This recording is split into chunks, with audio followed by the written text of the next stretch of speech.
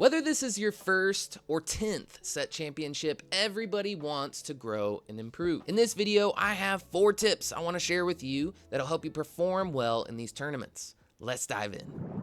Tip number 1, prepare for your local scene. As I've shared in other videos before, the best players in the world have often won the biggest tournaments in the world by picking the right deck and the right tech to match the meta spread for that tournament. And even at a smaller scale, your local scene has its own meta spread. A great way to improve your performance at your next set champ is to do an exercise of predicting what you think the field will look like. It is not a good idea to assume that your local meta is going to look like the most recent DLC. Set championships often bring out a lot of casual players who don't usually know the best decks in the format and usually will play what they find fun or what they've had local success with. Alternatively, your locals may be filled with a bunch of off-meta fanatics who just brew up all kinds of crazy decks. And so my recommendation is to spend some time at local league nights around town. Visit different stores, play with different players, get some practice in, and build a community. And as an added bonus, you will get to see what decks people like to play, which will help you understand what might be showing up at your next set championship. For example, there is a die-hard Sapphire Steel player at my locals that I can almost guarantee is going to be playing Sapphire Steel at set championships. So I should take players like him into account when I'm planning my deck choice as well as my build. Tip number 2, have someone better than you watch your games. In every competitive game throughout history, people have improved by coaching. If you're like me, the idea of being coached in a TCG sounds unappealing. For me, it was a pride issue. I wanted to be good at this game on my own merit, and finding a coach sounds a little too serious or perhaps a little silly for a card game. But if you're like me, this isn't a silly little card game.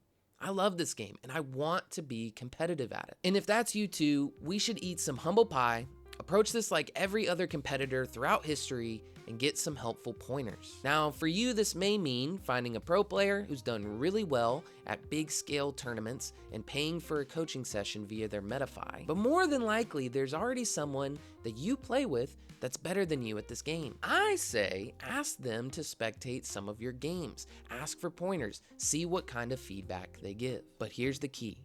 Here's the secret sauce, the chemical X. Are you ready? Do what they say! Asking for feedback is useless if you don't do anything with it. So implement their thoughts, play a bunch of games, and see what happens. Maybe, just maybe, you will improve and you'll win your next set champs. Tip number 3, play with the best cards you can get your hands on. This tip is really for my ballers on a budget, but can also be for all of those off-meta deck builders who just can't seem to make something work.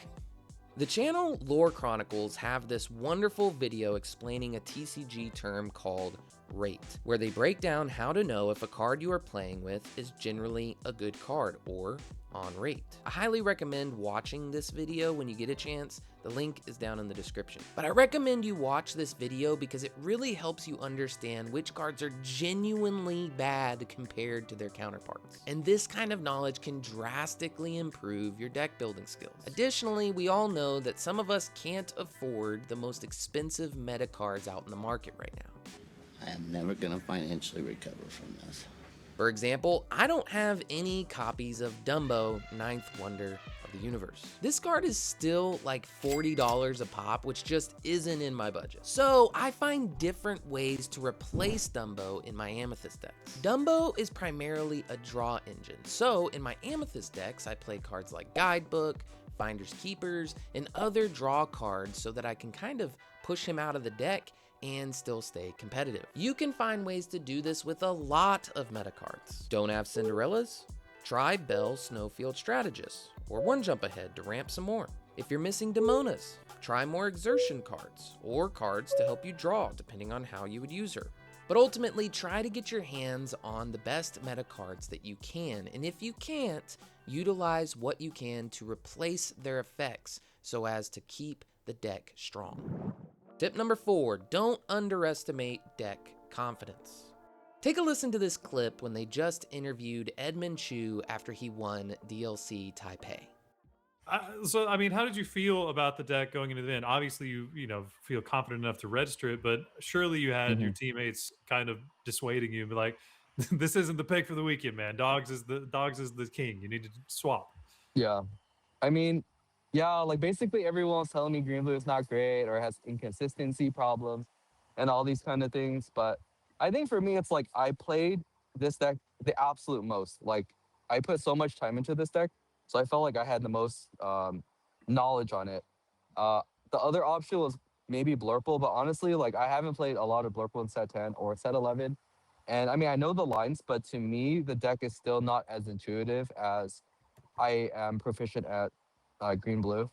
And I think the old adage where it's like when you don't really know what you want to play, just play the thing that's like the most comfortable to you, right? And to me, the green blue deck was the most comfortable, so that's why I wanted to register it. I know there's a lot of good dogs. Just as Ed pointed out, sometimes the best thing to do is to play the deck you have the most confidence in. Even when you have a good read on what the meta is, sometimes you just don't have the reps or the experience in a deck that will help you beat that spread. This is a very important assessment to do for yourself when you're leading up to a set championship. Let me give you an example. Let's say you know your local scene really well, and you know that the majority of players are going to be playing Blurple decks, and it just so happens that your favorite deck is Blurple as well. Let's also say that you think or determine that Amber Emerald Dogs would have the best matchup in the spread at this set champ. But there's a problem. You've never played the deck, or you just seem to always make mistakes in your games while playing it. The question you have to ask yourself is, can I be the best Blurple player in the room? Or do I think being a mediocre Dogs player will win this set champ? More often than not, the deck that you are the most confident in will be the better choice, rather than wielding the Kryptonite deck you just can't seem to play well.